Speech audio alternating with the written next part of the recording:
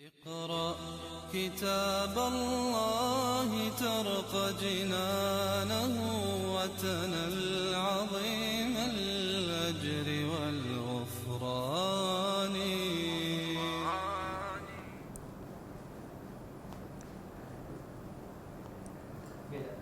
أعوذ بالله من الشيطان الرجيم. بسم الله الرحمن الرحيم. Alhamdulillahi Rabbil Alamin. Nahmaduhu wa nasta'inu wa nastaghfiruh wa na'udzu billahi min shururi anfusina wa min sayyiati a'malina. Man yahdihillahu fala mudilla lahu wa man yudlil fala hadiya lahu. Asyhadu an la ilaha illallah wahdahu la syarika lahu wa asyhadu anna Muhammadan abduhu wa rasuluh. Subhanaka la ilma lana illa ma 'allamtana innaka antal alimul hakim. Allahumma 'allimna ma yanfa'una wanfa'na bima 'allamtana wa zidna ilma. Allahumma ati anfusana taqwaha wa zakkiha anta khairu man zakkaha.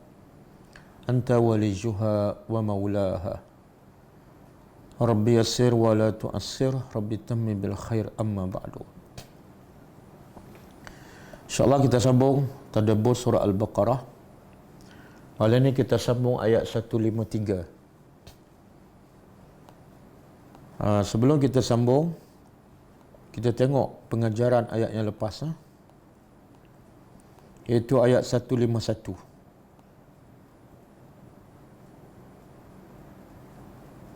Ayat 151. A'udzubillahi minasyaitonirrajim. Kama arsalna fikum rasulan minkum yatlu alaikum ayatina wa yuzakkikum wa yuallimukumul kitaba wal hikmah wa yuallimukum ma lam takunu ta'lamun. Maksudnya sebagaimana ataupun begitu juga kami telah utuskan fikum, di kalangan kamu seorang rasul, dan rasul itu pun daripada golongan kamu. Yang peranan utama Rasul itu ialah sentiasa membaca ke atas kamu ayat-ayat kami. Tidak ada satu pun ayat Allah kecuali dibaca, dijelaskan oleh Rasul. Dan tujuan dibaca ayat-ayat Allah ialah wa yuzakkihim, supaya dengan ayat itu Rasul dapat mensucikan hati-hati manusia daripada syirik, kufur dan segala maksiat. Dan caranya ialah wa yu'allimukum, Rasul mengajar kamu kitab Al-Quran, isi pengajarannya, wal hikmah, dan huraiannya, sama ada dengan cara menceritakan rahsia-rahsia hukum Allah ataupun melalui sunnah Nabi SAW. Dan Rasul juga mengajar kamu apa yang kamu tidak pernah mengetahuinya. Pengajarannya pertama, nikmat Allah. Antara nikmat Allah yang terbesar ke atas manusia ialah dengan mengutuskan Rasul. Antara nikmat Allah yang terbesar kepada manusia ialah dengan mengutuskan Rasul.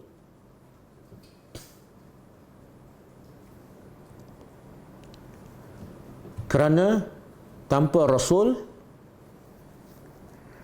manusia tidak akan mengetahui bagaimana cara untuk mengenal penciptanya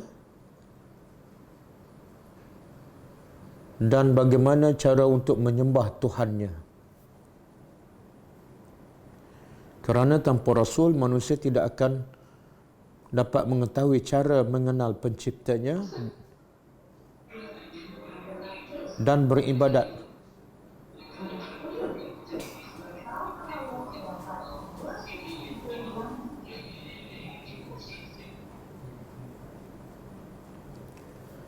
Okey.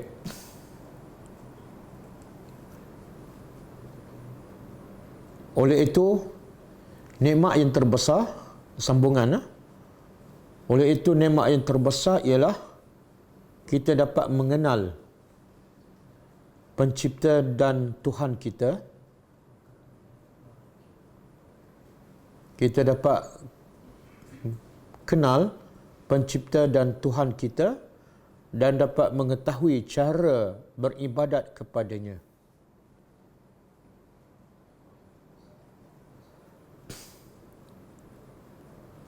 Yang kedua,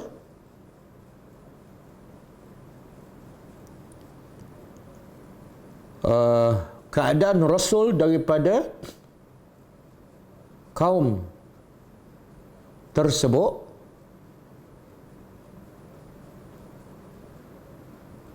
bahkan yang mereka sendiri mengenalinya,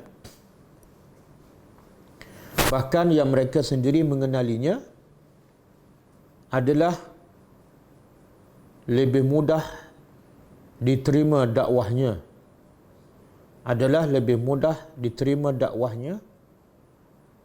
dibanding dengan Rasul daripada bangsa yang berbeza dengan kaumnya.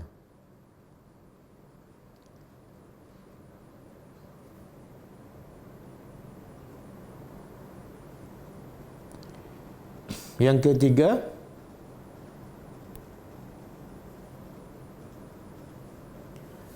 Nabi SAW telah menyampaikan semua apa yang telah diwahyukan kepadanya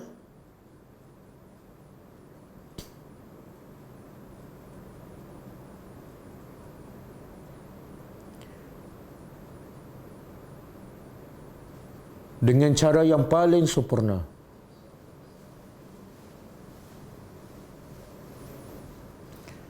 Sehingga tidak ada satu ayat pun yang tertinggal atau tidak difahami oleh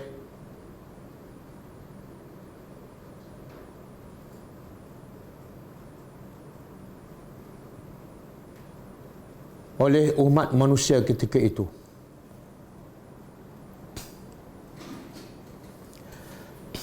Yang keempat, antara faedah risalah yang dibawa oleh Nabi sallallahu alaihi wasallam ialah terhasilnya ilmu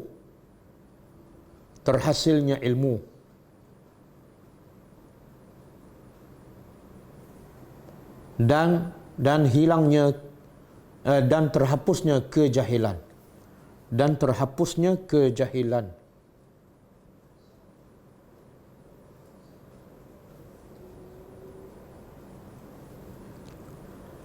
Yang kelima, semua ayat-ayat yang dibawa oleh Rasulullah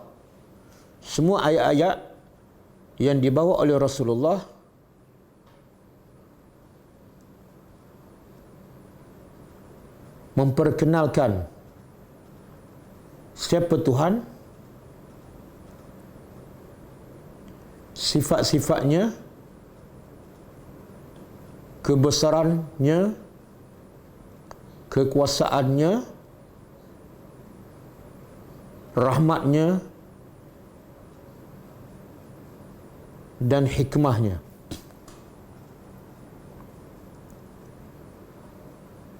Yang keenam, tujuan utama syariat yang dibawa oleh Nabi SAW ialah untuk menyucikan hati-hati manusia daripada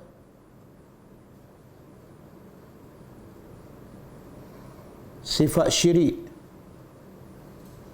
dan kufur kepada Allah, dan berakhir dengan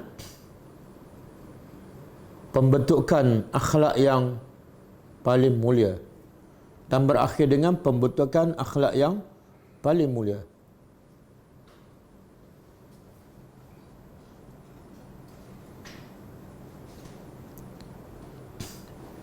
Yang ketujuh,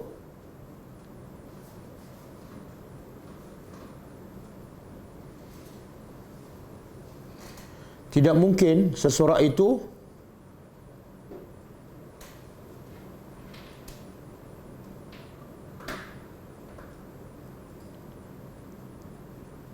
terbentuk akhlaknya menjadi mulia melainkan setelah dia membaca dan belajar setiap maksud ayat-ayat Al-Quran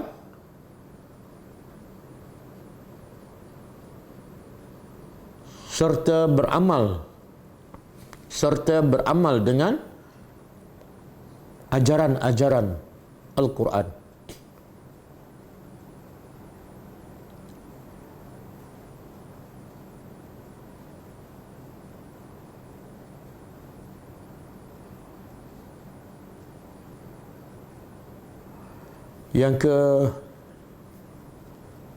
Yang ketujuh kan? Apa Ustaz? Yang ke-8. Setiap hukum Allah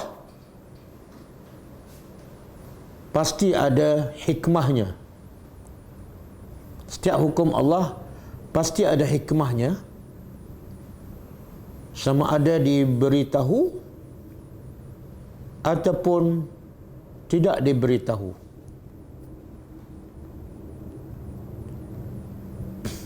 Kerana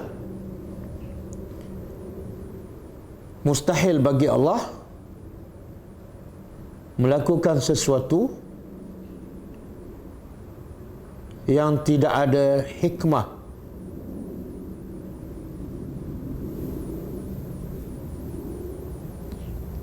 Yang ke-9, asal manusia adalah jahil. Asal manusia adalah jahil dalam semua ilmu. Sama ada tentang hal dunia ataupun hal akhirat.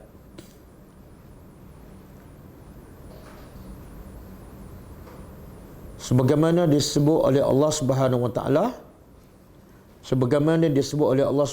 taala, dalam surah An-Nahl. Dalam surah An-Nahl ayat 78. Nanti balik cek ya. Sebagaimana disebut oleh Allah Subhanahu wa taala dalam surah An-Nahl ayat 78. Okey. Habis ah. Ayat 152. Fazkuruni azkurkum washkuruli wala takfurun. Maka hendaklah engkau ingat kepada aku, nescaya aku ingat kepada kamu, dan bersyukurlah kepada aku, dan janganlah kamu kufur. Okey, pengajaran dia. Pertama, wajib berzikir kepada Allah.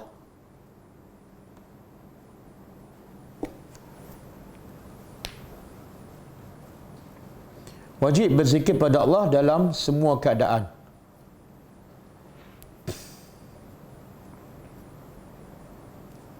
Sama ada berdiri atau duduk atau baring.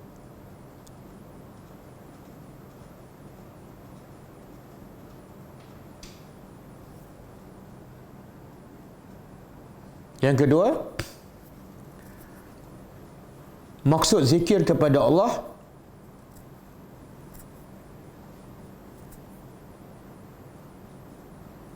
ialah mentaati perintah Allah.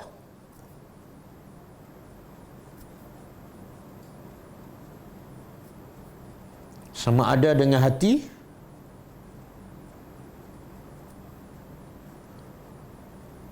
seperti bertawakal hanya kepada Allah, atau dengan lidah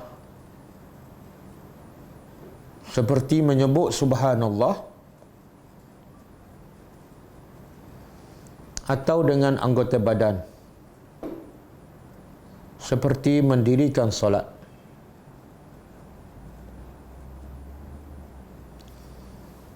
Yang ketiga, sesiapa yang sentiasa ingat kepada Allah,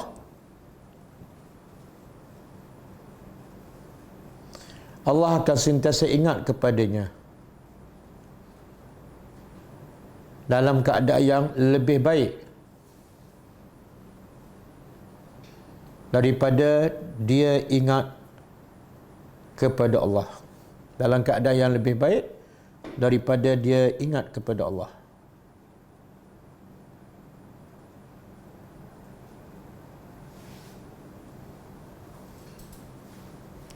Yang keempat, zikir yang paling besar ialah mendirikan solat dengan khusyuk.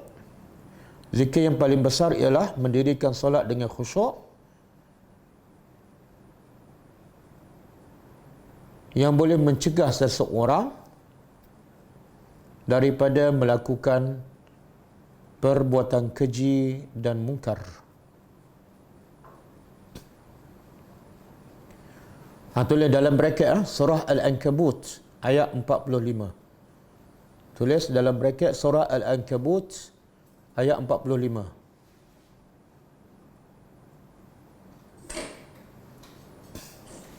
Yang kelima, maksud Allah ingat kepada hamba-Nya, maksud Allah ingat kepada hamba-Nya ialah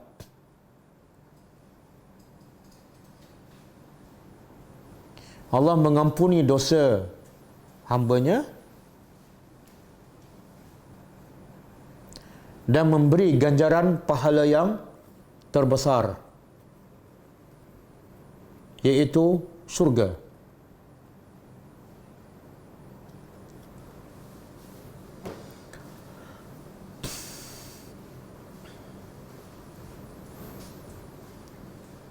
Yang ke-6,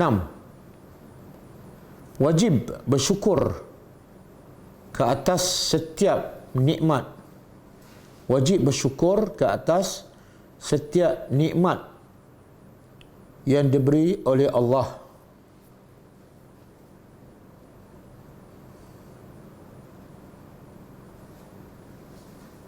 Iaitu dengan mentaati perintah Allah. Iaitu dengan mentaati perintah Allah.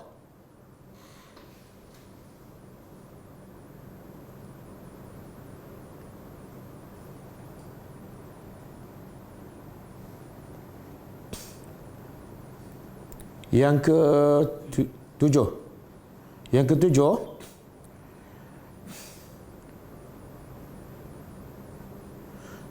bersyukur dengan mentaati perintah Allah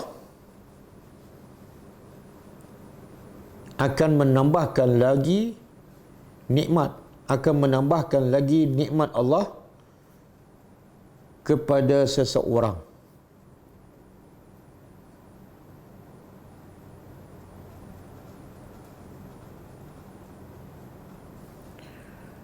Tulis dalam braket surah Ibrahim ayat 7.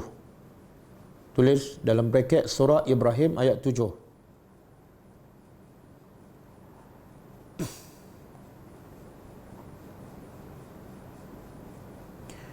Yang ke-8, haram. Haram mengkufuri nikmat Allah. Haram mengkufuri nikmat Allah.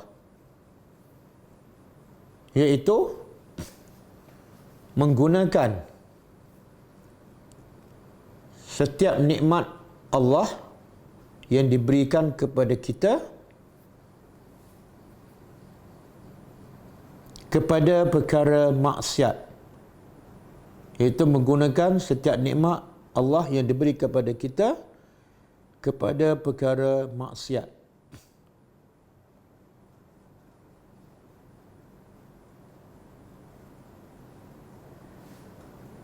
Okey, habis dah?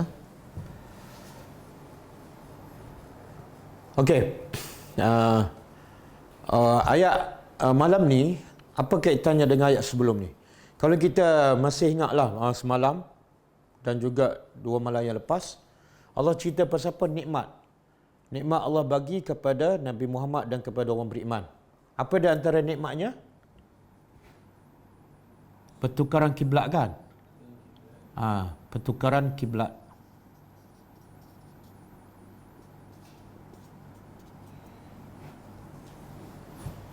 Tapi pertukar nikmat yang sebenar, nikmat tu bukan pertukaran kiblat.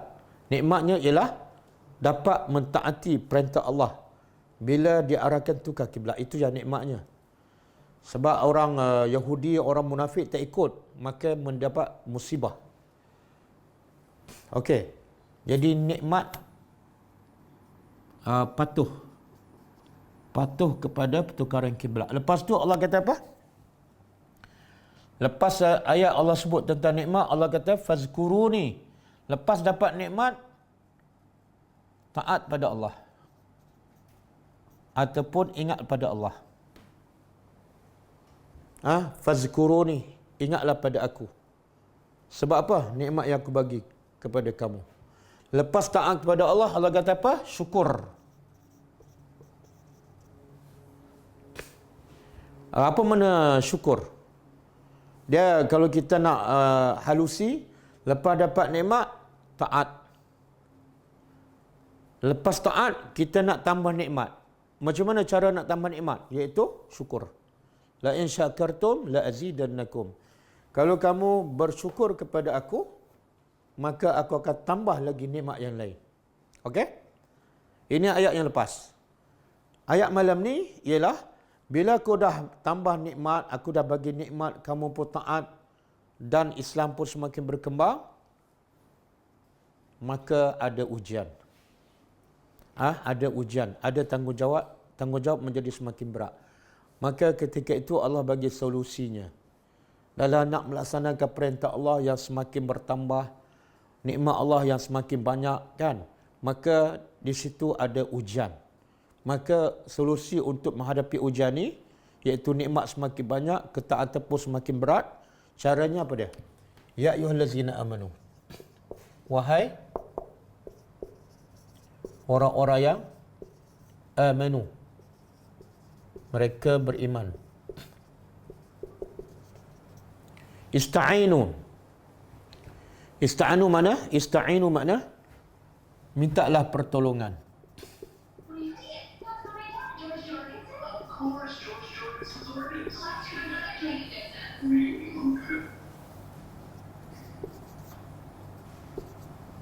Mintalah pertolongan. Minta pertolongan untuk apa ni? Untuk melaksanakan amal ibadah dan juga perintah Allah. Sebenarnya tugas yang paling beratnya bukan nak taat perintah pertukaran kiblat ni. Tapi tugas yang paling besar dan berat ialah berdakwah. Untuk menjadi khalifah Allah di atas muka bumi. Maka untuk melaksanakan tanggungjawab yang besar dan berat tu, kamu kena minta bantuan. Minta bantuan kepada siapa? Kepada Allah. Yang kita sebut setiap hari dalam surah Fatihah, iyyaka na'budu wa iyyaka nasta'in. Hanya kepada Engkau ya Allah kami sembah dan hanya kepada Engkau sahaja kami minta pertolongan. Kami minta pertolongan macam mana? Caranya apa? Bis sabri, dengan sabar. Yang kedua, wassalah, dan dengan solat.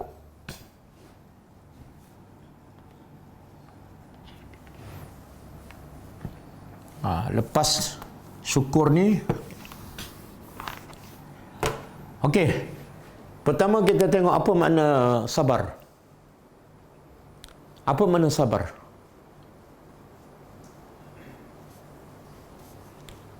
As-sabru, berapa kali dah kita jumpa perkataan sabar kan? As-sabru ialah habsu an-nafsi anil jaza'i wa anil kalam. Ada juga pendapat lain mengatakan adamu at-tashakki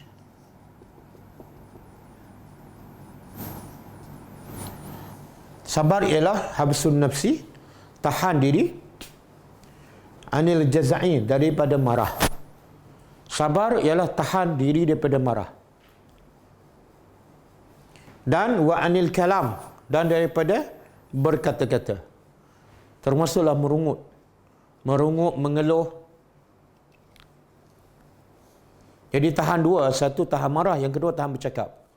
Ataupun ada juga ulama mengatakan sabar ialah ada mutasyakki, iaitu tidak mengadu atau tidak mengeluh. Ini yang banyak tewas. Ramai orang boleh solat, ramai orang boleh pergi haji umrah, ramai orang boleh bersedekah, tapi bab sabar kalah. Kenapa? Sebab sabarlah yang paling-paling susah dalam hidup. Dan sebab itulah dalam ayat ni Allah bagi tahu, Allah perintahkan supaya pertama kita minta tolong dengan cara sabar. Barulah solat. Sebenarnya antara solat dengan sabar ni mana lebih penting? Solat. Kenapa?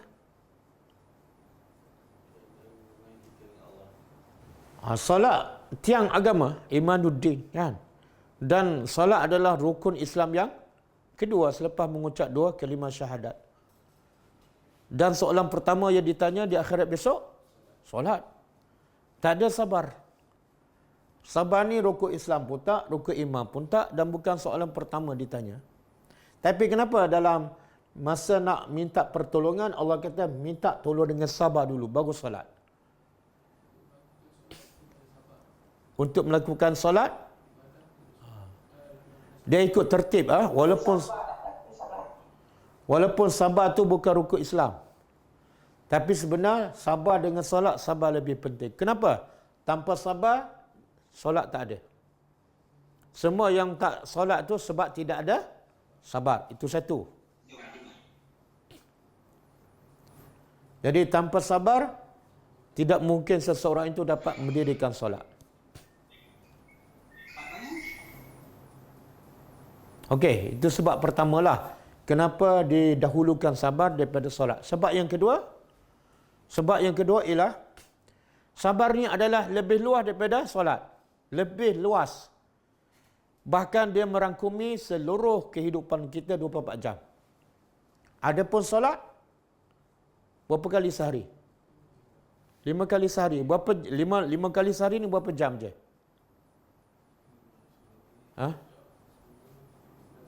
Katalah 10 minit. Satu waktu kan 50 minit.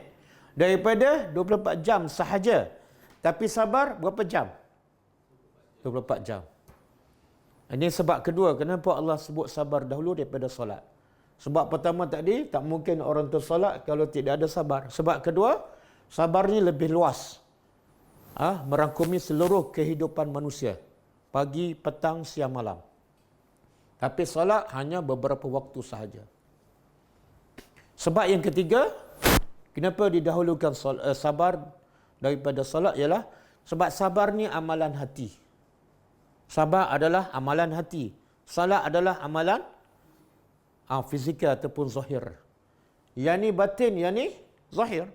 Ya, antara batin dengan zahir, yang mana lebih penting? Batin. Nabi kata dalam badan manusia ada seketul hati. Kalau hati itu okey, hati itu baik, hati itu sabar, anggota badan yang lain semua akan jadi baik. Boleh? Dan sebab itulah juga Allah beritahu semua menjadi baik bermula daripada sabar, bukan bermula daripada solat. Ada tak ayat Quran yang kita jumpa orang solat tapi masuk neraka? Ada? Fawailul lil musallin. Kan? Tapi ada tak jumpa ayat orang yang masuk neraka antaranya adalah orang yang sabar? Ada? Fawailul lis sabirin, ada? Tak ada. Kenapa? Tak ada. Kenapa tak ada?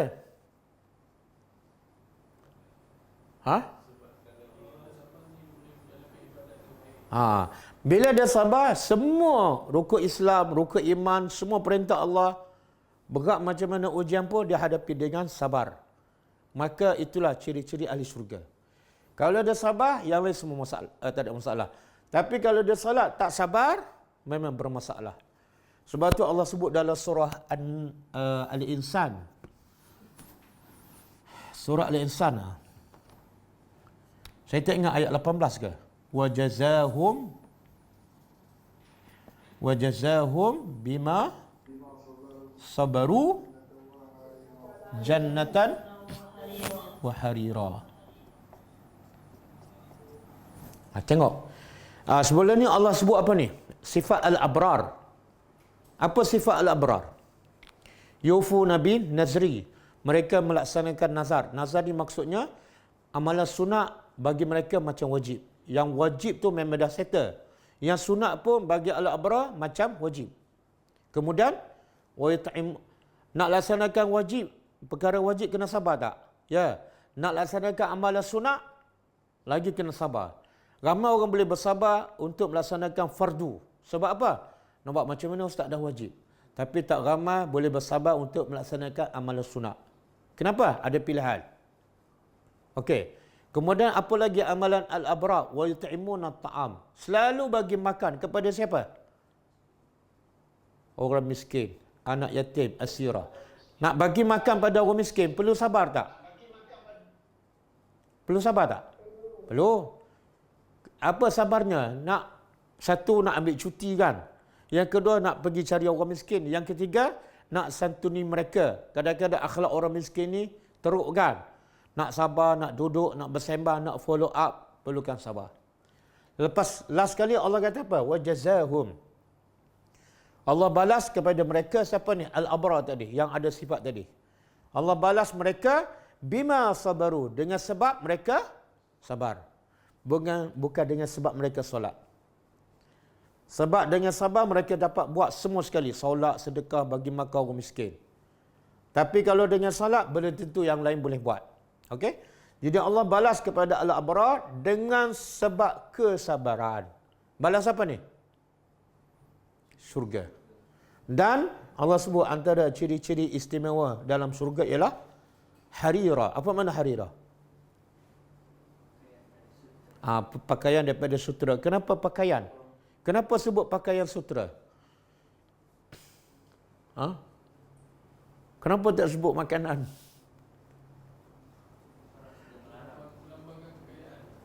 Dia biasa antara benda yang paling mudah kita tunjuk pada orang.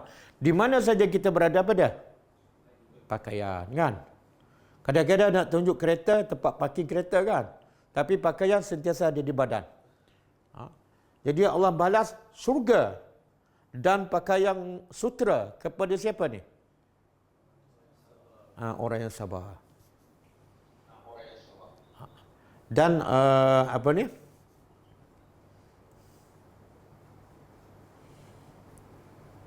Sabar benda yang paling sukar. Sebab tu kehebatan para nabi, khususnya Nabi yang disifatkan ulul azmi. Apa ciri-ciri utama Nabi yang disifatkan ulul azmi? Nabi Nuh, Nabi Ibrahim, Nabi Musa, Nabi Isa, Nabi Muhammad. Apa sifat utama para nabi ni? Sabar. Allah kata apa? Allah perintah kita fasbir. Fasbir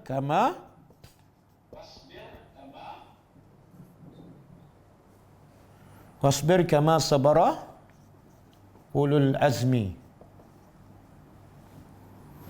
minar rusuli. Allah kata fasbir, hendaklah engkau bersabar. Sebagaimana, macam mana contoh sabar yang terbaik apa dia? Bapa kita bukan, mak kita bukan. Contoh sabar terbaik ialah sebagaimana sabarnya ulul azmi minar rasul, daripada kalangan rasul. Sabarlah seperti sabarnya Nabi Nuh AS. Apa sabar Nabi Nuh?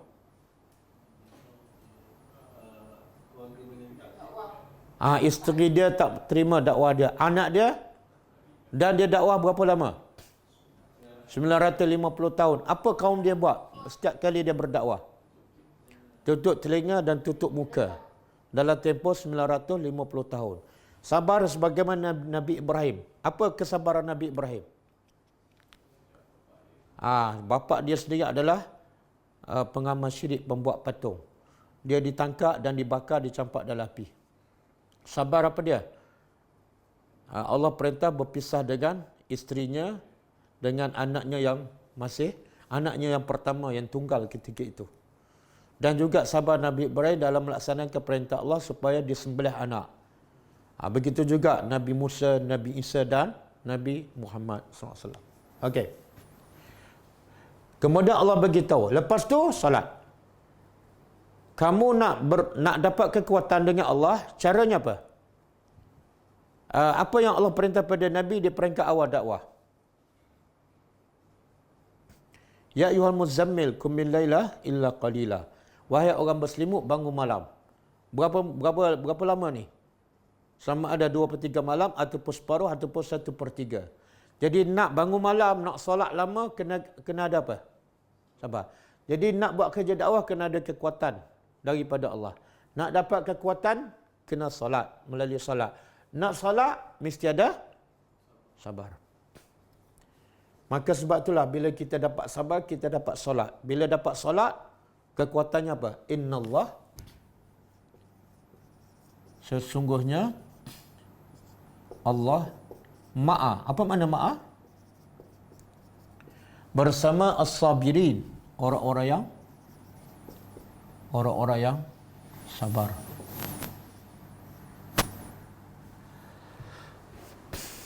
Saya nak tanya, semua kita nak tak? Bila orang yang hebat, orang yang kuat, orang yang berkuasa sentiasa ada bersama kita, kita nak tak? Tama-tama dalam keadaan kita lemah, kita miskin kan? Tiba-tiba ada tawaran, orang yang paling berkuasa, orang yang paling kaya, orang yang paling hebat, nak sentiasa bersama kita. Tentu kita nak. Sebab apa? Sebab bila orang paling kaya, paling berkuasa, paling kuat bersama kita, agak-agak kita selamat tak? Pasti selamat. Maka Allah nak bagi tahu, kalau manusia yang kuat, yang hebat bersama kamu, kamu dah rasa tenang, maka cuba bayangkan kalau Allah bersama kamu. Jadi semua orang nak Allah bersama dia. Sebab apa? Bila Allah bersama, pasti semuanya selamat. Tapi nak bersama Allah bukan senang. Mesti menjadi orang yang sabar. Boleh? Sebab tu orang yang sabar ni tenang je. Apa masalah pun, besar macam mana pun, kadang-kadang semua anak dia meninggal. Dia tenang je. Sebab apa? Sebab Allah bersamanya. Allah bersamanya. Okey. Sabarnya ada berapa jenis?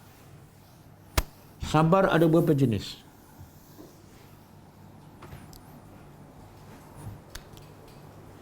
Sabar ada berapa jenis? Jenis sabar. 3. Satu,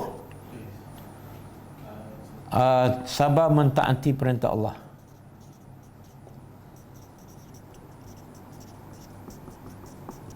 Yang kedua, sabar meninggal larangan Allah. Yang ketiga, sabar menghadapi musibah.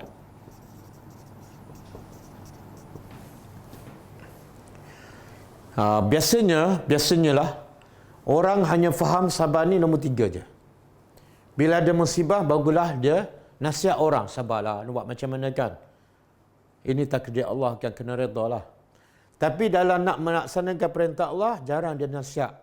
Anak ke siapa ke, sabarlah nak. Bangun, pergi solat. Ataupun sabar untuk meninggalkan larangan Allah. Nak, sabar, jangan mengumpat. Sabar, jangan isap rokok.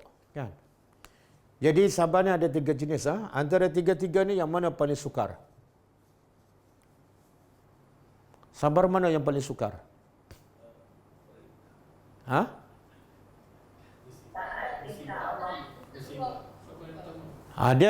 Dia sebenar defend pada orang lah, tapi secara umumnya yang paling susah ini. Kenapa sabar dalam mentaati perintah Allah paling susah? Sebab dia ada pilihan. Nak salat pun boleh, tak nak salat pun boleh. Satu. Yang kedua, bila kita nak laksana perintah Allah, kena ada 2 peringkat. Pertama, contohlah salat. Pertama, tahan nafsu yang tak nak solat. Kena lawan. Lepas lawan, kenapa? Kena bangun. Kena bangun, kena ambil wuduk kan. Jadi dia ada dua peringkat. Satu, lawan nafsu yang tak nak salat. Yang kedua, kena ada action. Okey? Itu sebab itulah kata ulama yang paling susah nombor satu. Yang paling senang, sabar yang paling senang.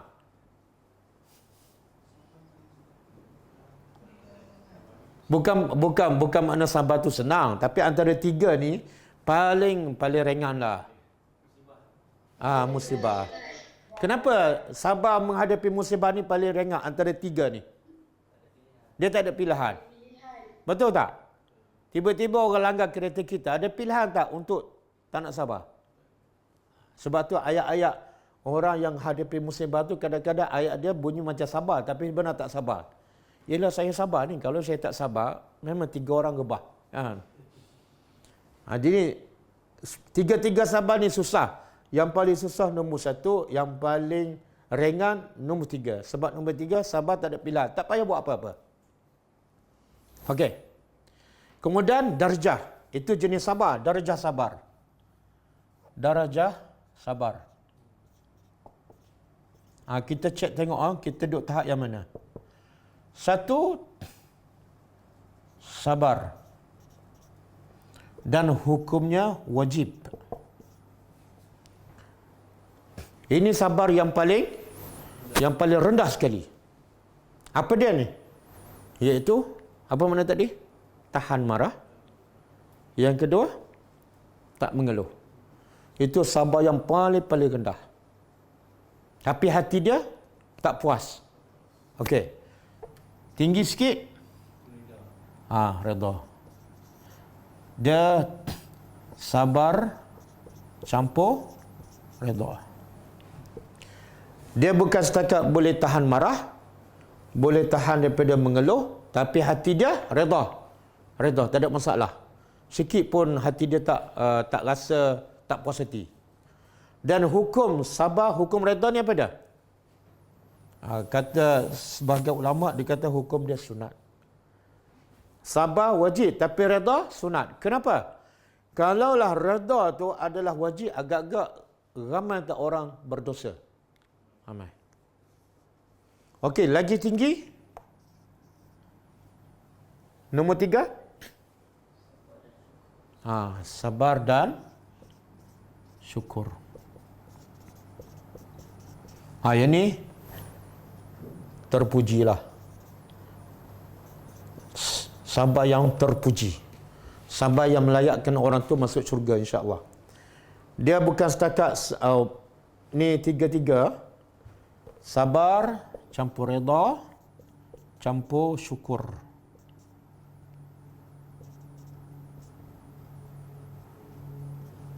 Apa maksud dia?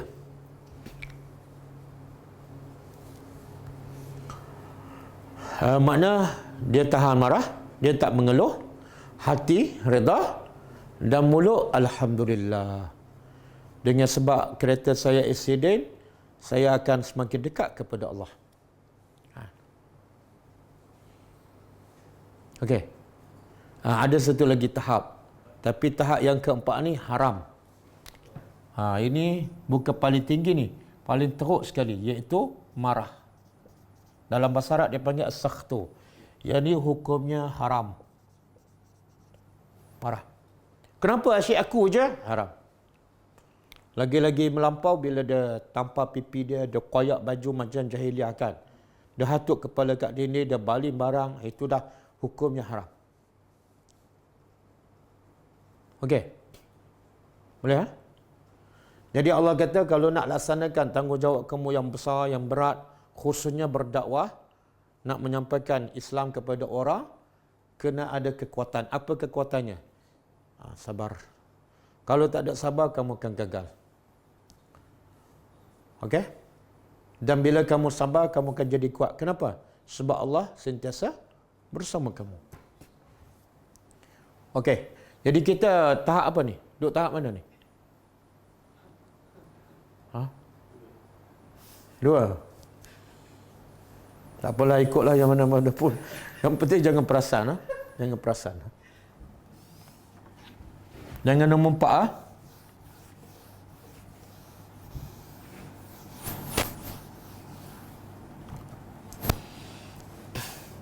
Okey, kemudian Allah kata, saya nak sebut satu lagi.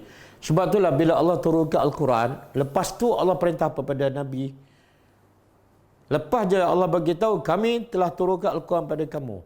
Lepas tu je apa perintah Allah seterusnya? Bukan. Bukan. Bukan. Bersabar. Ada dalil? Ada dalil tak? Cuba buka surah Al-Insan ayat 24. Surah Al-Insan ayat 24. Inna nahnu nazzalna kan Al-Qur'ana. Betul. 23 dan 24. Inna nahnu nazzalna al-Qur'ana. Inna nahnu nazzalna alaika al-Qur'ana tanzila. Lepas tu ayat 24, fasbir. Wasbir li hukmi rabbika wa la tuti' minhum asiman au kafura. Tengok, cuba tadabbur ayat ni. Allah kata, inna nahnu, sesungguhnya kami, nazzalna, telah turunkan kepada engkau wahai Muhammad Quran tanzila secara beransur-ansur. Logiknya, bila Allah beritahu kami turunkan Al-Quran, sepatut lepas tu Allah kata apa? Bacalah. Ataupun sampaikan. Ataupun bersyukurlah. Sebab Quran nikmat terbesarkan. Tapi baca pun tak, hafal pun tak, khatam pun tak, bersyukur pun tak. Allah perintah sabar. Sabar. Kenapa kena sabar? Apa kaitan sabar dengan penurunan Al-Quran? Apa kaitannya? Bahkan Allah tak kata dah sabar kepada Quran, tapi sabar kepada hukum Tuhan engkau. Kenapa? Allah nak bagi tahu Quran yang kami turun ni adalah hukum, ada hukum hakam. Dan nak laksana hukum ni, senjata paling kuat ialah sabar. Nak baca kena sabar, nak faham lagi kena sabar. Sebab itulah ramai orang boleh baca, tapi bila kelas tadabbur dah kurang dah. Okey, bila dah faham lagi susah nak amalkan. Lagi kena tingkat kesabaran. Bila dah amalkan lagi kena tingkat kesabaran. Apa dia? Nak sampai tu berapa ramai yang dah belajar, berapa ramai yang tak beramal. Berapa ramai yang belajar dan amal tapi tak sampaikan. Kenapa? Ini bukan tugas saya. Kalau saya cakap dia bukan boleh terima pun. Kadang-kadang sampai sekali kena maki, terus dia tinggal, tak sabar. Betul? Jadi Allah kata lepas kami turun Al-Quran, Allah tak perintah supaya baca, hafal, khatam, tapi sabar. Sebab Allah nak beritahu dalam Quran, bukan setakat baca, tapi ada hukum hakam. Yang wajib kamu faham, wajib kamu amal dan wajib kamu sampaikan. Sebab tu lepas tu Allah kata apa? Jangan kamu taat, dengar, patuh kepada siapa? Kepada orang musyrikin. Siapa ni? Yang asiman, yang berdosa, yang mengajak kamu supaya kekal dalam dosa, ataupun kafura, mengajak kamu kepada kufur. Kenapa ni? Bila turun Al-Quran, ada orang ajak kamu, Allah tak payah berdakwah, kita kekal. Sebab dalam Quran mengajak orang tinggal sembah berhala, maka mesti ada tentangan. Dalam Quran mengajak orang supaya tinggal rasuah, mesti ada tentangan. Jangan dengar cakap mereka. Boleh? Biasa tak kita beritahu pada anak kita, ini Quran. Lepas baca sabar. Biasa tak cakap? Biasa bila kita bagi Quran pada anak kita, lepas bagi kita kata apa? Baca. Ada tak kita cakap, faham, dan nak faham kena sabar. Lepas faham, kena amal. Nak amal, kena lagi sabar. Lepas amal, kena tingkatkan. Tak ada nasihat tu. Sebab apa? Sebab kita pun tak faham juga. Okey. Kemudian, lepas ada diturunkan Al-Quran, ada berbagai-bagai nikmat, dan ada berbagai ujian. Antara ujiannya ialah kamu kena berdepan dengan musuh, termasuklah berperang. Bila berperang, ada yang mati syahid. Maka Allah nak pujuk, Allah nak hiburkan hati para sahabat yang bila laksanakan Islam kadang-kadang kena berperang, kadang-kadang mati syahid. Maka Allah kata apa? Wala taqulu, dan janganlah kamu berkata liman kepada siapa yang yuqtal,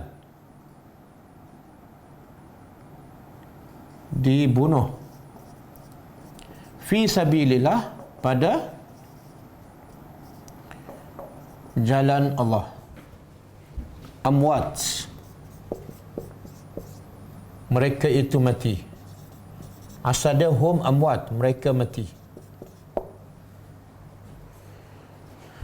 Jadi Allah beritahu pada Nabi dan kepada umat Nabi Muhammad, jangan sekali-kali kamu kata kepada orang yang mempertahankan agama, meninggikan syiar Islam, akhirnya mereka dibunuh. Jangan kata mereka itu mati. Bahkan ahyaun, mereka hidup. Hidup macam mana ni? Hidup macam mana? Dia sebenarnya orang mati syahid ni, hidup ke mati?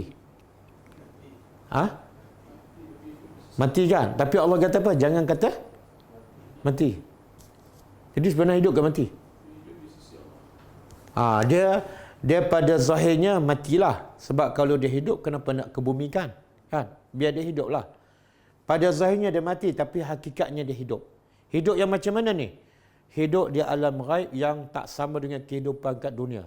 Dia tak perlu makan macam kita, tak perlu bekerja, tak perlu pergi ke tandas kan. Hidupnya dalam alam ghaib yang caranya sangat berbeza dengan kehidupan dunia dan kita tak tahu, wallahu alam. Sebab tu Allah kata apa? Walakin, akan tetapi, la tash'urun, kamu tidak sedar. Tidak sedar apa ni? Kamu tak sedar, kamu tak tahu macam mana mereka hidup dalam kubur tu.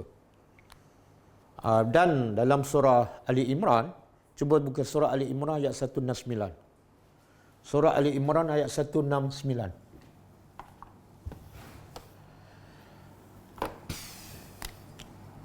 Wala tahsabanna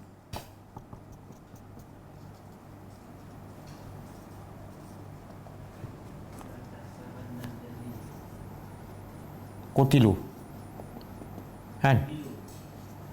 Qutilu fi sabilillahi amwatun bal ahya'un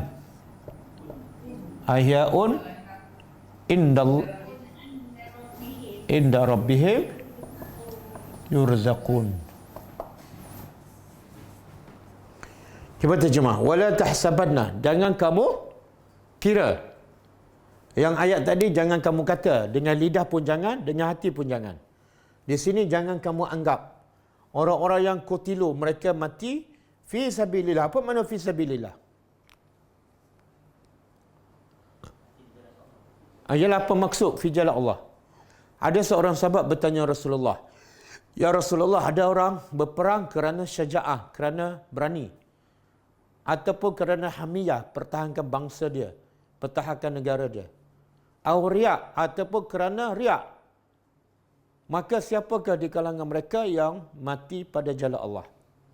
Nabi jawab ringkas dia, iaitu sesiapa yang berperang untuk meninggikan agama Allah fi sabilillah. Mana kalau mati pertahankan negara, tak termasuk. Mati sebab dia tunjuk dia adalah pahlawan, tak termasuk. Mati pertahankan bangsa, tak termasuk.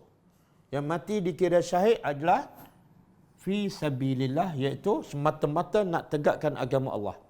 Tak ada unsur bangsa, pertahankan negara, tak ada. Jadi Allah kata, jangan kamu sangka orang yang mati pada jalan Allah amwat, mati. Bal ahya'un, bahkan mereka hidup. Hidup di sisi siapa? inda rabbihim, di sisi Tuhan mereka, dan yurzaqun, mereka diberi rezeki. Beza tak kita dapat rezeki kat dunia dengan orang mati syahid dapat rezeki di dalam kubur? Beza tak? Apa bezanya? Kita nak rezeki kat dunia kena buat apa? Kena usaha, kena cari. Tapi orang yang mati syahid, Allah kata yurzaqun. Apa makna yurzaqun? Mereka diberi, bukan mereka mencari. Sebab itulah bila ayat-ayat macam ni masuk dalam kepala sahabat, dia tak fikir dah nak hidup berapa lama, nak minta panjang umur. Dia fikir apa dah? Nak mati syahid. Kenapa? Sebab bagi mereka tak mati. Sebab itulah yang Hanzalah kan, baru kahwin pun dia nak mati syahid. Kenapa? Sebab bagi mereka tak mati. Bahkan hidup mereka jauh lebih baik daripada hidup kat dunia. Ada satu hadis sahih daripada Jabir bin Abdullah. Dia bapa dia meninggal dalam peperangan Uhud. Bapaknya yang bernama Abdullah mati syahid dalam peperangan Uhud. Jadi muka dia berkerut, mahmuman. Jadi Nabi pun tanya, "Ma baluka? Kenapa engkau ya Jabir? Kenapa nampak risau, gelisah, nampak sedih je, kenapa?" Kata Jabir bin Abdullah, "Sebabnya ialah bapa aku mati syahid dalam peperangan Uhud. Dan dia meninggalkan anak yang ramai. Kemudian dia pun ada hutang." Dengar apa Nabi jawab. Tugas Nabi ialah menghiburkan para sahabat. Tugas Allah menghiburkan Nabi dan orang beriman. Antara rahmat Allah. Jadi Nabi kata, "Wahai Jabir, kamu tahu tak? Kamu tahu tak bahawa Allah telah menghidupkan bapa kamu?" Kamu kata mati? Tak. Allah menghidupkan bapa kamu. Satu. Yang kedua, Allah bercakap dengan bapa kamu secara direct. Apa dia Allah cakap pada Abdullah, bapa kepada Jabir? Allah kata kepada bapa Jabir, iaitu Abdullah, tamanni. Apa makna tamanni? Bercita-citalah kamu, mintalah apa kamu nak. Agak-agak apa yang diminta oleh Abdullah? Dia minta kepada Tuhan. Dia bukan nak minta masuk syurga terus, tak. Dia kata apa? "As'aluka ya Rabbi, aku minta kepada engkau supaya kembali aku semula ke dunia, untuk aku berperang sekali lagi pada jalan Allah, dan untuk aku mati syahid sekali lagi." Tengok, dia minta apa? Kenapa dia minta nak kembali semula ke dunia? Kenapa? Dan minta pula bukan nak balik semula ke dunia, nak hidup, nak jumpa keluarga. Bukan. Dia minta untuk mati syahid sekali lagi. Kenapa? Ni. Dia sebab dia dah rasa dah. Dalam kubur bukan mati pun. Bahkan hidup mereka di sisi Allah jauh lebih baik daripada hidup kat dunia. Dan ada satu hadis. Nabi kata orang yang mati syahid ni, masa mati, sakit dia seperti kena injek je. Siapa ada pengalaman kena injek vaksin? Tak sakit kan? Ada orang bagi tahu dia bila dia injek tu dia kata tak rasa langsung. Maka Nabi kata orang mati syahid masa roh dia keluar tu macam kena cucuk je. Sebab tu bila Allah tanya, mintalah. Logiknya apa dia? Aku penat dah dengan dunia. Tak, dia minta lagi nak kembali, nak berperang dan mati syahid. Sebab Allah kata tak mati dan hidupnya lebih baik daripada hidup kat dunia. Boleh ke? Ini susah nak masukkan. Betul. Kita kadang-kadang bukan nak pergi berperang pun. Bukan nak mati syahid pun. Ambil cuti nak pergi ziarah orang kampung. Kan? Nak pergi cari orang miskin. "Ustaz, saya sibuk. Tunggu lepas pencen kan." Itu nak pergi ziarah orang fakir. Kalau ajak berjihad, terus left group kan. Okey.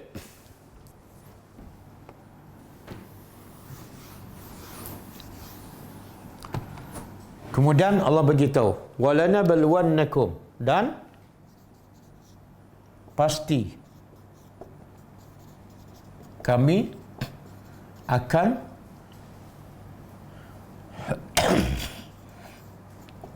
uji kamu.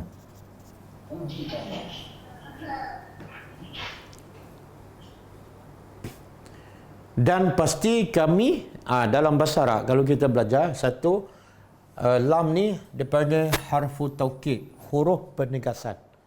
Terjemah dia pasti. Kemudian yang kedua nun. Nun dipanggil harfu taukid juga, penegasan juga. Kalau terjemah dia sesungguhnya. Sebenarnya bila ayat walanabluwannakum asalnya macam ni, wallahi lanabluwannakum. Jadi Allah tegaskan dengan 3 huruf taukid. Satu bersumpah wallahi, yang kedua lam, yang ketiga nun. 1, 2, 3 huruf penegasan. Bila Allah gunakan 3 huruf penegasan, makna apa ni? Penting dan besar. Apa dia ni? Pasti sesungguhnya kami, demi Allah, kami akan uji kamu. Boleh faham? Jadi jangan terkejutlah bila Allah uji, sebab Allah dah bersumpah, Allah dah sebut lama dah. Kalau kita faham ayat ni, kita ready tak untuk diuji? Bila kita dah ready, bila Allah uji, terkejut tak? Yang terkejut ni siapa? Tak ready. Dia ingat dia tu kaya, senang, sihat. Allah tak akan uji dengan ni. Tak, Allah bersumpah ni, pasti kamu akan diuji. Dengan apa? Apa bentuk ujian? Allah sebut bisyai'in. Syai'in dalam bahasa Arab makna dia, ini nakirah. Nakirah makna dia sedikit. Dengan sedikit. Jadi Allah sebut nak uji tu dah rasa berat kan? Maka Allah nak motivasi kita supaya kita tak rasa berat dengan perkataan bisyai'in. Iaitu kami pasti akan menguji kamu dengan sedikit. Sedikit apa? Minal khaufi. Dari rasa takut. Takut apa ni? Takut pada musuh. Kadang-kadang musuh nak serang negara kita. Kan? Itu takut secara umum lah. Kadang-kadang takut secara khusus, iaitu takut pasal diri kita.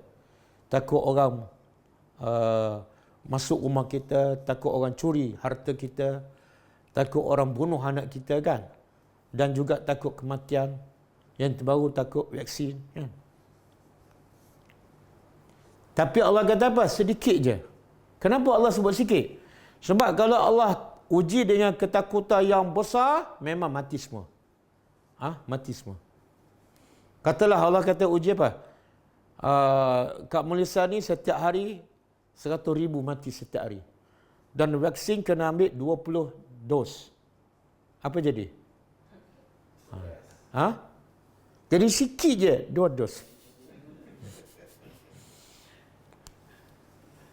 Itu pun ramai tak yang mengalah. Okey, satu bentuk ujian. Yang kedua, wal-ju' dan lapar. Apa makna lapar? Perut kosong dalam keadaan nafsu nak makan. Ingin sangat nak makan dan perut kosong, itu ujian Allah. Dan ulama huraikan, maksud lapar ni, pertama, makanan tak ada. Duit ada, tapi makanan tak ada sebab kemarau. Buah-buahan pun tak ada.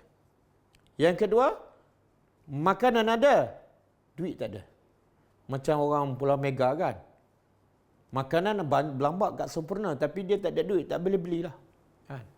Yang ketiga, bentuk ujian lapar ialah duit ada, makanan ada, tapi sakit. Makan je muntah. Kadang-kadang Allah uji apa? Dengan tak ada selera. Duit ada, makanan ada.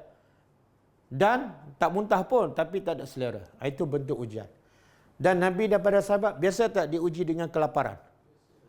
Contoh? Dalam peperangan Khandaq kan, Nabi gali parit dalam keadaan lapar. Nabi dan sahabat ikat perut kan. Dan Nabi biasa, rumah Nabi tak berasap 3 bulan. Nabi dengan Abu Bakar dengan Umar satu hari keluar. Pagi tengah hari kan. Keluar sebab apa? Lapar. Jadi Nabi dan sahabat dah biasa uji ni. Sebab tu ada tak? Pernah tak kita dengar Nabi ke sahabat mengeluh sebab lapar? Tak ada. Sebab apa? Sebab mereka dah diajar, ditanam daripada awal lagi. Ujian satu kemestian. Jadi mindset mereka dah bersedia menerima. Jadi bila ada ujian, tak ada masalah bagi mereka. Okey, ujian yang ketiga, wa naqsin, dan kekurangan. Naqsin mana kekurangan? Minal amwal, dari harta. Dulu gaji besar, sekarang PKP gaji kecil kan. Dulu ada kerja, sekarang kerja tak ada. Nak bayar rumah tak boleh, nak bayar kereta pun tak boleh. Itu ujian. Okey. Lepas tu, yang keempat, wal anfus, dan kekurangan jiwa. Apa maksud dia? Kematian orang kita sayang. Kadang-kadang suami meninggal, kadang-kadang isteri meninggal, kadang-kadang anak, kadang-kadang mak kan. Ada yang saya dengar berita yang daripada Port Dickson. Mula-mula bapak dia umur 55 tahun. Bila di test, dia dapati positif COVID-19, masuk hospital 1 hari meninggal. Lepas tu, lepas 2-3 hari, mak dia pula umur 46 tahun, dia dapati positif, meninggal. Dua-dua sekali. Itu ujian. Kehilangan orang yang tersayang. Meninggalkan anak 5 orang. Itu ujian tu. Jadi kita tak rasa sebab Allah tak uji kita. Cuba bayangkan kita duduk tempat tu. Okey? Jadi kalau kita dah faham daripada awal lagi, Allah dah bersumpah akan uji kita, kita akan terima dengan redha. Was-samarat, dan kekurangan buah-buahan. Kemarau tak berbuah, durian tak ada, manggis tak ada, rambutan tak ada, setahun kan. Lepas makan nasi tak ada buah dah kan. Duit ada, buah tak ada. Dan wabasyiris sabirin, dan berilah khabar gembira. Khabar gembira kepada siapa ni? Sepatut khabar gembira kepada siapa? Tak, logiknya khabar gembira kepada orang kaya lah. Orang banyak duit, betul tak? Betul ke? Kita biasa tak bagi tahu kepada orang yang diuji, yang sakit. Kita kata, bergembiralah kamu. Pernah? Kalau kita cakap macam tu, dia kata apa? Boleh tak keluar sekarang? Tapi yang cakap ni siapa dia ni? Berilah khabar gembira kepada orang yang sabar. Kepada orang yang sabar. Mana apa ni? Mana apa ni? Yang layak dapat berita gembira daripada Allah siapa? Bukan orang kaya. Bukan orang politik. Bukan orang yang ada kuasa, tak. Mereka tak ada khabar gembira kecuali mereka adalah orang yang sabar. Siapa dia yang sabar ni?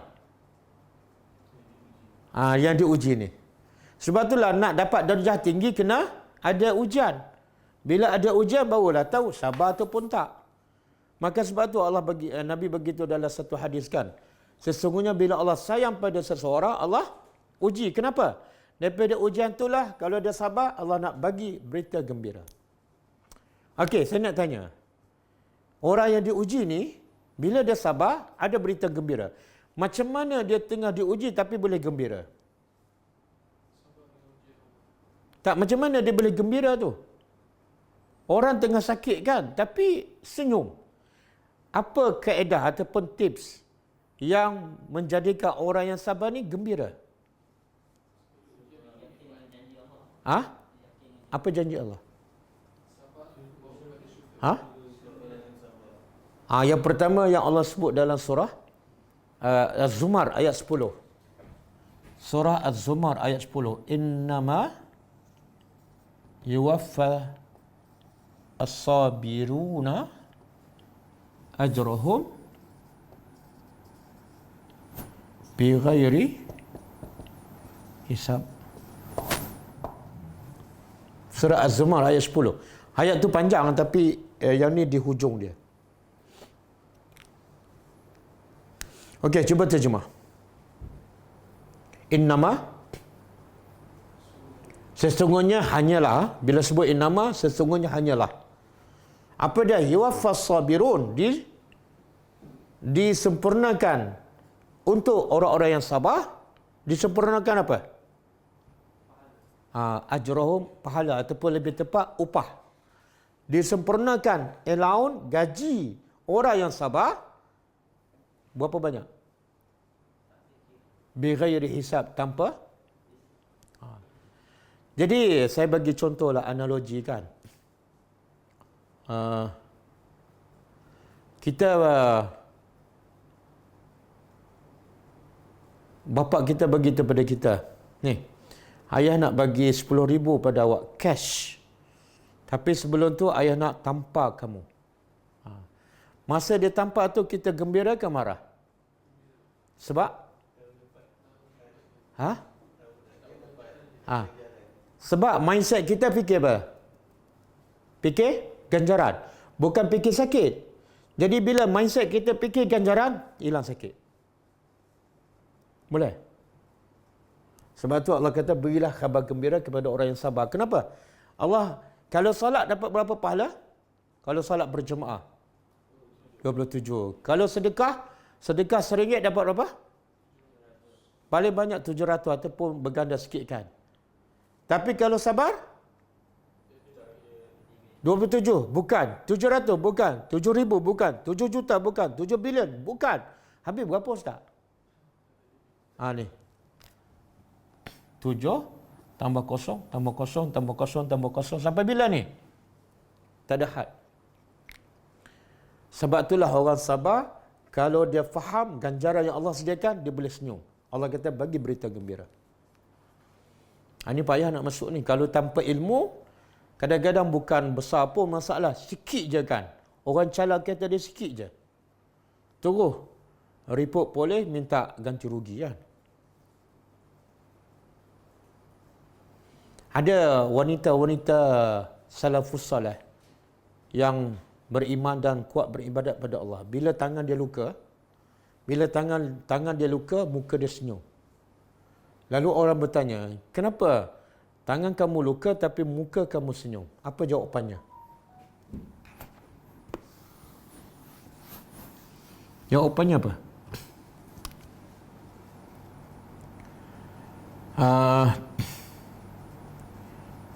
Halawatu ajriha ansatni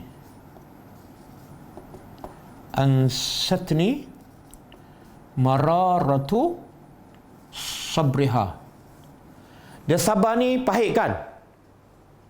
Sabar ni pahit. Tapi macam mana boleh gembira? Tengok. Kata-kata orang yang beriman dan suka beribadat pada Allah bila ditimpa musibah. Tangan dia luka, berdarah, tapi mukanya senyum. Bila ditanya, ini jawapannya. Dia kata apa? Halawatu ajriha. Apa makna halawah? Apa makna halawah? Halawah ni makna kemanisan. Halawah. Halawah kemanisan, ajriha ganjaran pahala musibah tu. Bila dia bayangkan kemanisan pahala musibah tu, maka dia kata ansatni. Kemanisan ganjaran yang Allah sediakan, ansatni, melupakan aku tentang kepahitan sabar. Sabar pahit, tapi bila bayangkan pahala, pahit sabar tu hilang. Bolehkah?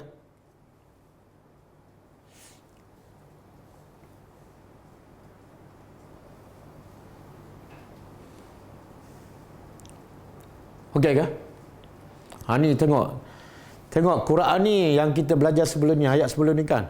Allah utuskan Nabi, apa peranan utama Nabi? Baca Quran. Tujuan baca Quran. Dan kemuncaknya? Kemuncaknya. Yuzakihi, membersihkan hati. Bersihkan hati daripada apa ni? Tak sabar, tak bersyukur, tak redha kan. Ni kebanyakan masalah berpunca daripada sini kan. Mak bapak tak sabar didik anak, asyik marah je. Anak pula tak sabar dengan letiran mak bapak. Staff tak sabar dengan bos, bos tak sabar dengan staff. Akhirnya semua huru-hara. Wakil rakyat tak sabar nak berkuasa kan. Tak sabar nak tunggu pilihan raya baru, rampas dia. Okey, boleh Ni faham kata-kata ni. Sebelum ni ingat ayat ni, kemudian ingat kata-kata ni. Kemanisan ganjaran pahala melupakan aku kepahitan sabar ataupun kepahitan musibah. Okey ke?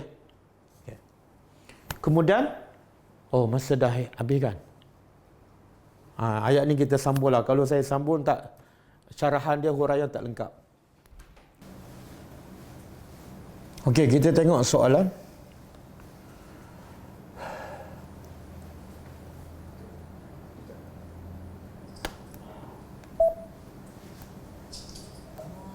Assalamualaikum Ustaz. Waalaikumsalam warahmatullahi wabarakatuh.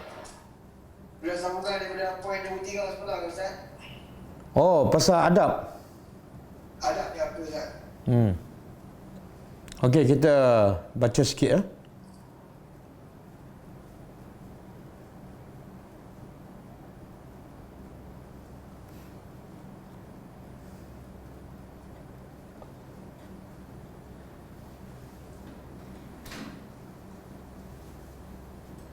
Yang keempat Ustaz.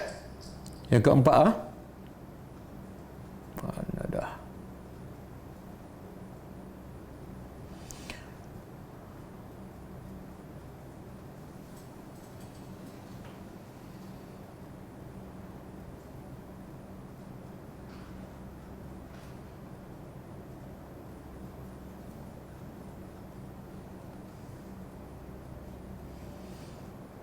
Okey. Yang keempat, dia lebih kepada adab pelajar bersama guru. Adab pelajar bersama guru.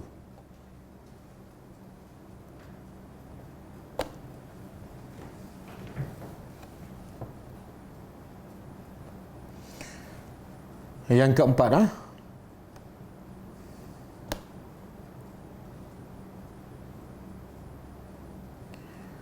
hendaklah pelajar memulia dan menghormati gurunya.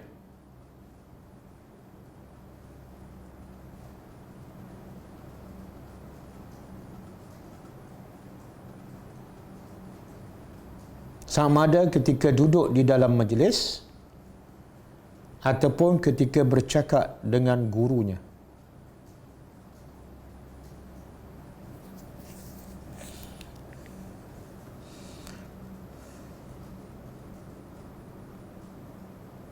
Seperti duduk dengan tertib,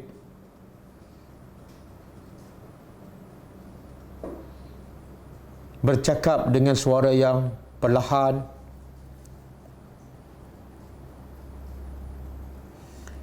yang kelima,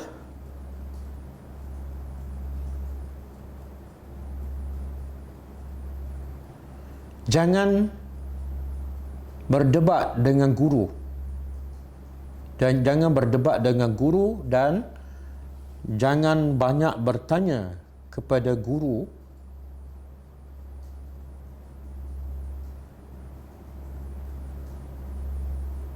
soalan-soalan yang tidak penting.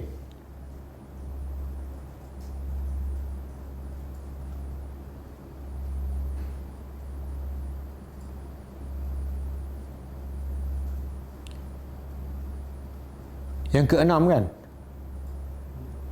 tidak memotong cakap guru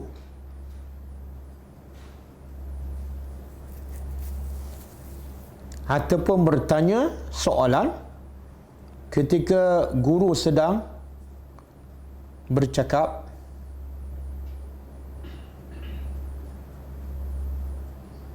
dan tidak menjawab soalan sebelum guru menghabiskan soalannya.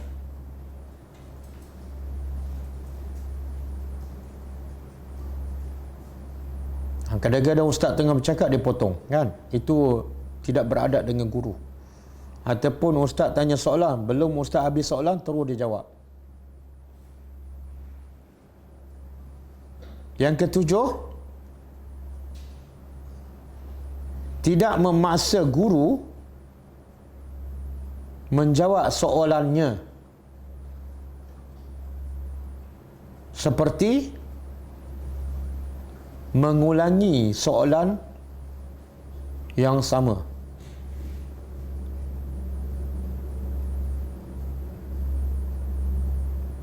Sebenarnya ini bukan dalam kelas je.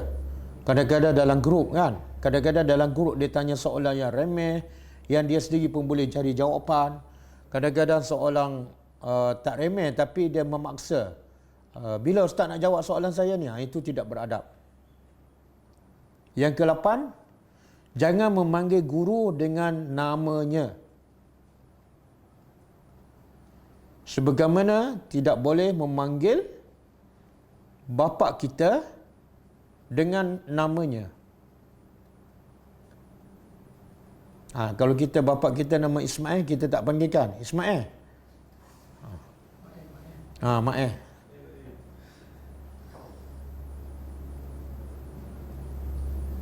Habis nak panggil apa ni? Kalau bapa, jangan panggil bapa. Walaupun tak panggil nama, tapi panggil bapa pun tak beradab. Habis yang beradab, yang lembut apa dah? Ya abati. Sebagaimana Ibrahim panggil pada bapa dia yang kafir, tetap bahasanya lembut walaupun bapa dia kafir.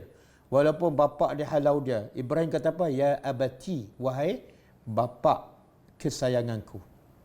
Jadi kalau nak panggil guru pun, satu, jangan panggil nama dia. Yang kedua, jangan panggil ustaz. Ni habis nak panggil apa? Ya ustazi, wahai ustaz saya. Ya syekh pun kata ulama tak beradab. Kena panggil apa? Ya syekhuna, wahai syekh kami. Ataupun ya syekhi, wahai syekh saya. Okey. Jadi guru pula panggil apa? Wahai pelajarku. Wahai pelajar-pelajarku, ada soalan? Assalamualaikum Ustaz. Nanti belum habis. belum habis lagi ya. Nanti saya kata, saya buat contoh. Wahai pelajar-pelajarku, ada soalan, itu contoh, bukan saya suruh tanya. Okey, sekejap .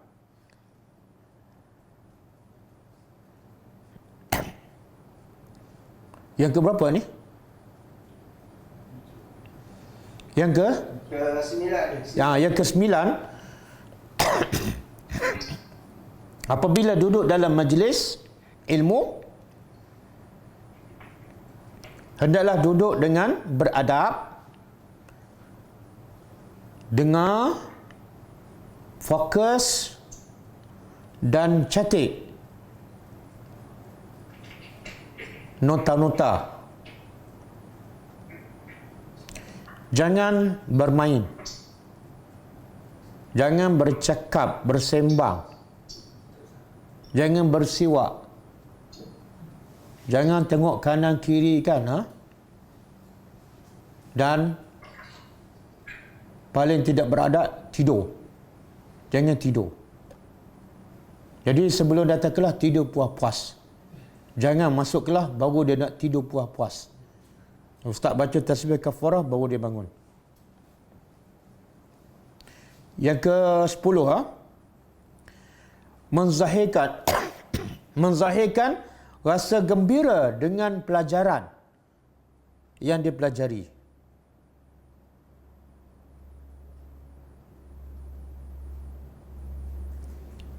Kerana menggembirakan ustaz ataupun guru adalah motivasi kepada guru untuk bersemangat mengajar.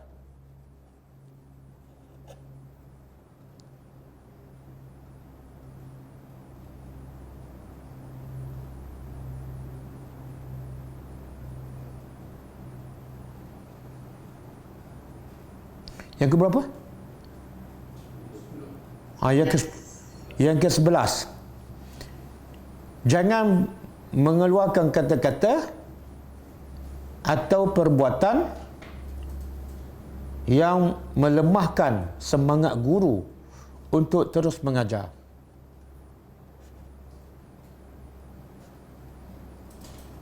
Contoh dia kata apa? Ustaz, boleh tak tukar tajuk lain kan? Itu bila guru dengar dia rasa lemah semangat kan? Ataupun ustaz ni cakap benda sama je.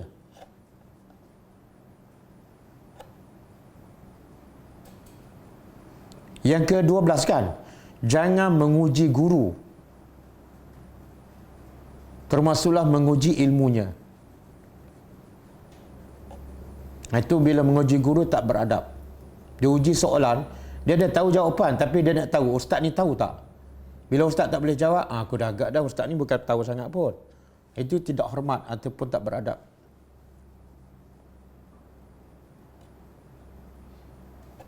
Yang ke-12, minta izin apabila nak keluar daripada majlis.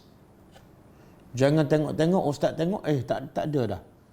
Dia keluar kot pintu belakang ke tak tahu. Minta izin apabila hendak keluar. Begitu juga minta izin sekiranya untuk belajar di kelas yang lain.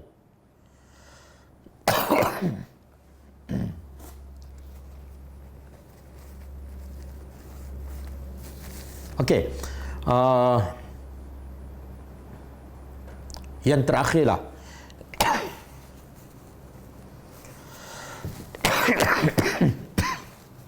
Jangan ikut gaya berjalan atau pergerakan ataupun pakaian guru. Jangan ikut.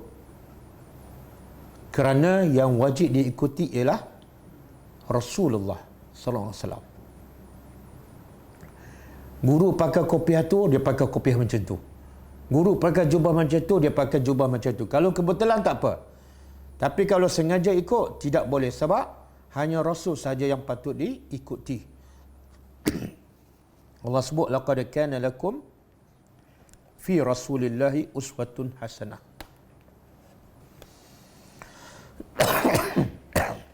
Sesungguhnya bagi kamu pada Rasulullah ikutan terbaik. Jadi jangan kita lebih guru kita daripada Rasulullah sallallahu alaihi wasallam. Okey. Sekarang boleh bertanya soalan. Wahai pelajar-pelajarku.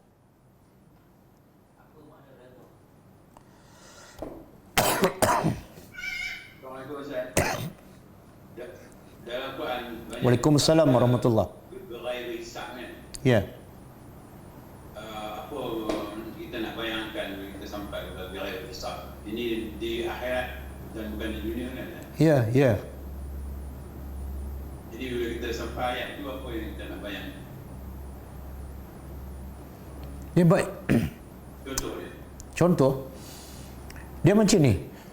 Kalau saya nak bagi duit pada seseorang kan, saya bagi 1,000. Lepas tu kawan tu kata terima kasih. Saya kata ada lagi ni. Lepas tu saya bagi 5,000. Kawan tu kata terima kasih banyak-banyak. Saya kata ada lagi ni. Saya pun bagi 10,000. Kawan tu kata terima kasih dah banyak ni ustaz. Saya bagi lagi 1 juta. Dia kata terima kasih. Saya kata ada lagi. Jadi tidak berhenti. Macam itulah kita bayangkan bila berghairi hisab. Allah bukan nak bagi 1 juta, bukan nak bagi 1 bilion. Yang benda yang Nabi kata apa? Mala ainun ra'at. Apa yang tak pernah dilihat oleh mata kita. Yang tak pernah didengar oleh telinga dan tak pernah terlintas dalam hati manusia. Sebab itulah Allah kata bagi berita gembira kepada orang yang sabar. Kenapa? Gajinya bukan 1 bilion, bukan 3 trilion, tapi tidak ada had. Tak putus-putus. Kenapa tak putus-putus? Sebab Allah kalau nak bagi, nak buat apa-apa, hanya kun fayakun. Mana putus. Okey. Ustaz, dalam surah satu lagi lah. Ya. Surah Insan tu, Allah bagi daripada ayat pertama sampai habis banyak ganjaran. Last sekali apa? Kita dapat melihat wajah Allah. Kenapa? Jadi dia punya step ganjaran tu pertama-tama last sekali dapat melihat wajah Allah. Ya, ada dalam surah Yunus. Lillazina ahsanu al-husna wa ziyadah. Bagi orang yang berbuat baik, al-husna. Apa makna al-husna? Iaitu syurga. Wa ziyadah, dan tambahan. Apa makna tambahan? Ahli tafsir mengatakan ialah melihat wajah Allah. Jadi kemuncak kepada nikmat ialah melihat wajah Allah. Okey. Apa makna redha? Redha ni makna puas hati lah. Kita bila puas hati, kita merungut tak? Orang bagi kancil. Alah, kancil je. Lepas tu orang bagi Honda. Tapi bila orang bagi kereta paling mahal, kita merungut tak? Mana itu kita dah sampai tahap redha. Jadi bila Allah bagi musibah, kita redha apa dah? Kita puas hati. Puas hati. Langsung tak merungut, langsung tak marah, langsung tak terdetik dalam hati rasa macam tersangkut je, tak ada langsung. Okey, ada soalan lain? Assalamualaikum Ustaz. Waalaikumsalam warahmatullahi wabarakatuh. Ustaz, nak tanya apa pendapat Ustaz berkenaan dengan persediaan dari segi prep makanan itu, ada tak dalam Quran? Apa? Persediaan makanan? Untuk persediaan makanan tu macam macam kita buat makanan, simpanan makanan selama setahun ataupun 3 tahun.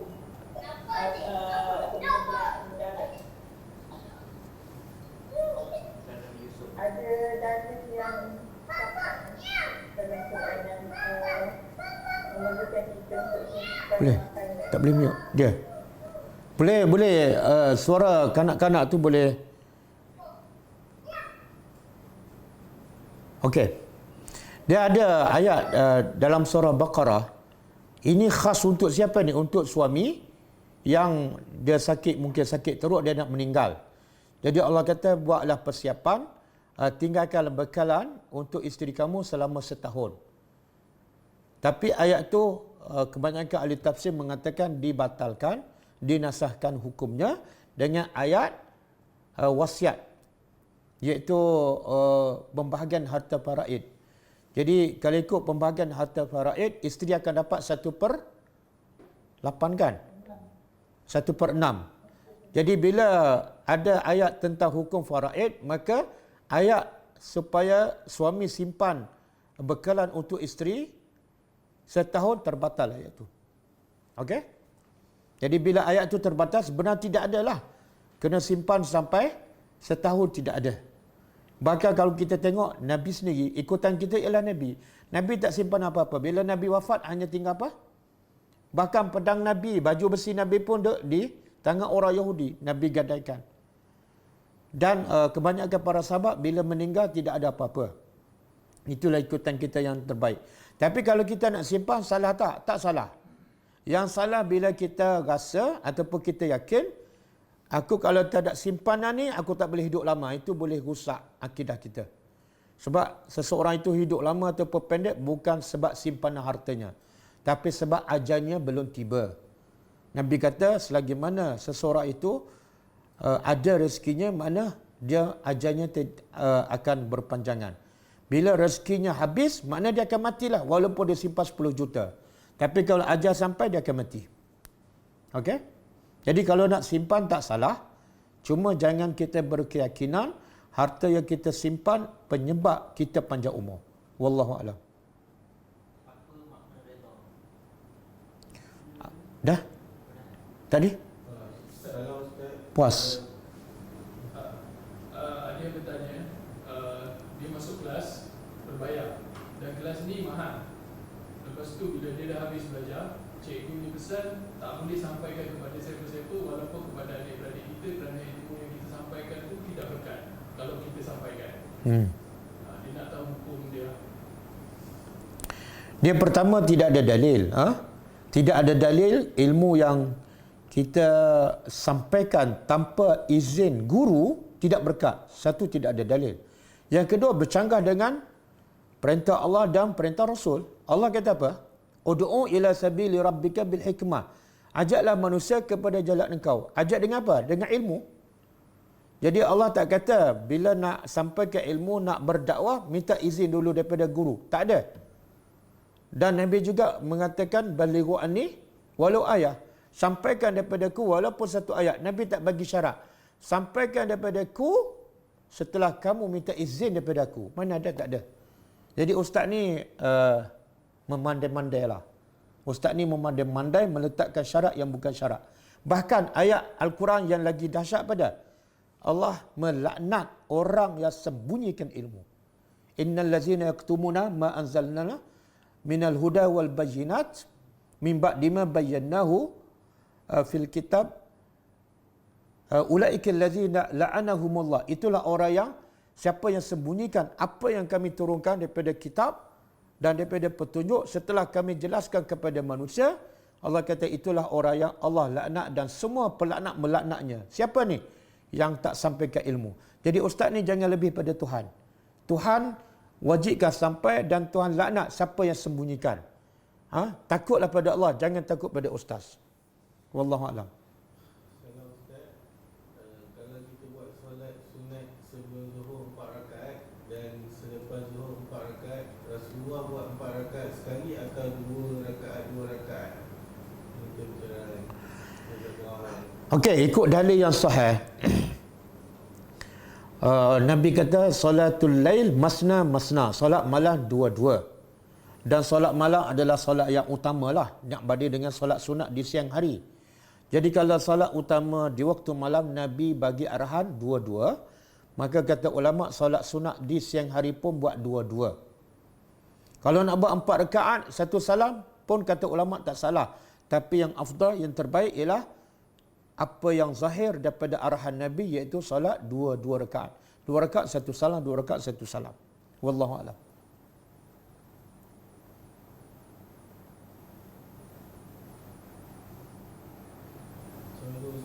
Wassalamualaikum. Tindakan untuk memilih bersikap berdiam diri daripada menegur kepada pasangan, tetapi dalam masa yang sama memilih untuk terus berdoa dan menunjukkan akhlak yang baik, kerana kadang-kadang teguran membawa kepada pentekaran, kurang hikmah dalam menegur.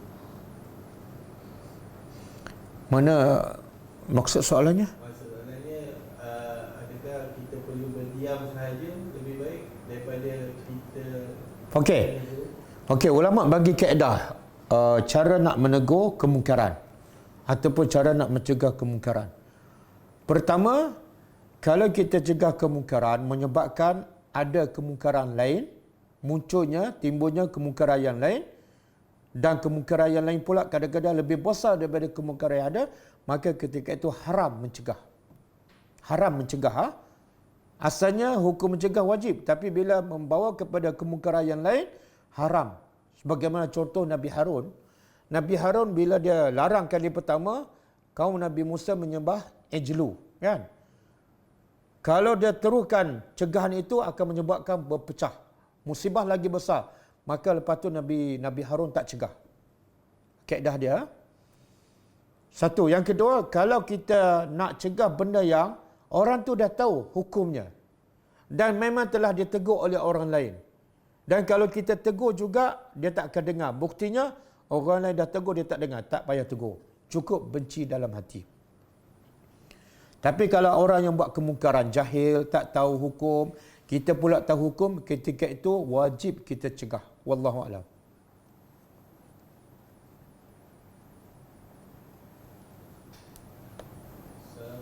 Saya pernah menghadiri kursus agama di mana guru suka memperlekeh dan merendah-rendah pada anak murid dengan nada perkataan sinis.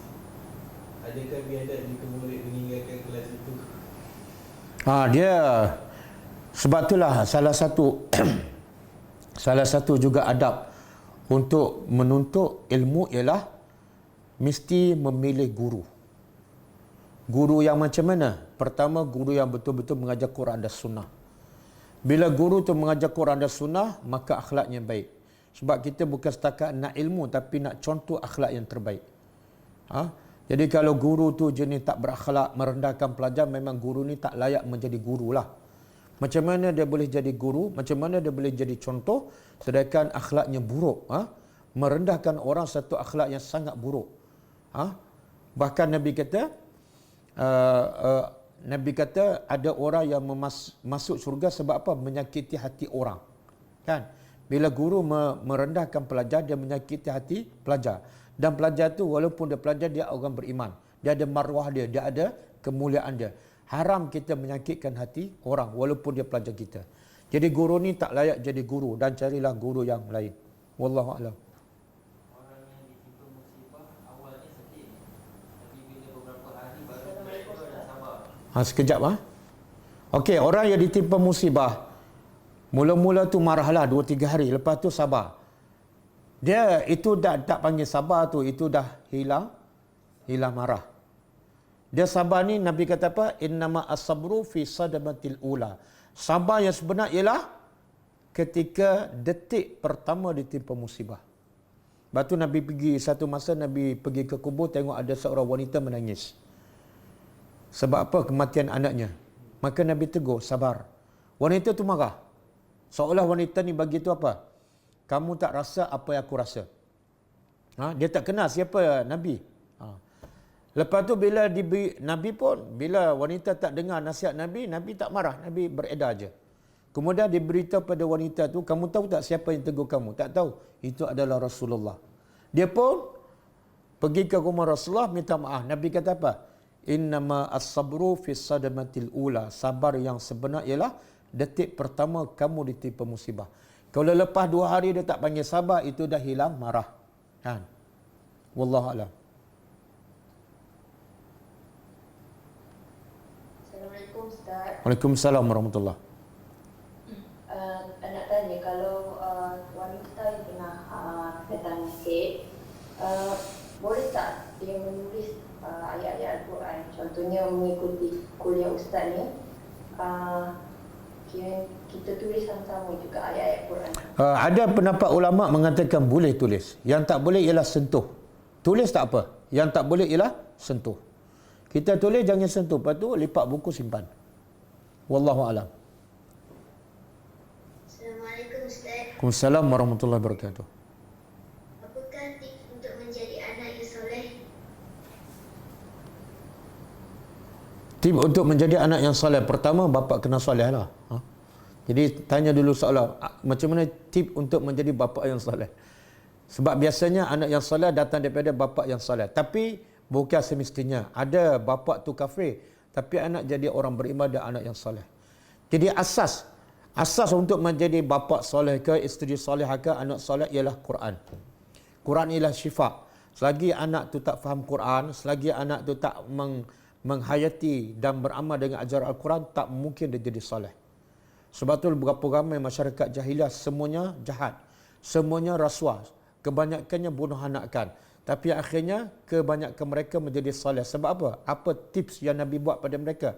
Iaitu Nabi yatlu alaihim ayatillah. Nabi baca ayat Allah. Kemudian Nabi yu'allimuhum. Nabi ajar ayat Al-Quran satu persatu dan pengajarannya. Dan kemuncaknya yuzakkihim. Nabi bersihkan hati-hati mereka daripada syirik, riak dan akhlak yang buruk. Akhirnya ummah yang jahat jadilah ummah yang soleh. Akhirnya ramai lagi sahabat Abu Sufyan yang jahat menentang Nabi hampir 20 tahun, akhirnya menjadi Abu Sufyan yang soleh. Apa tipsnya? Al-Quran.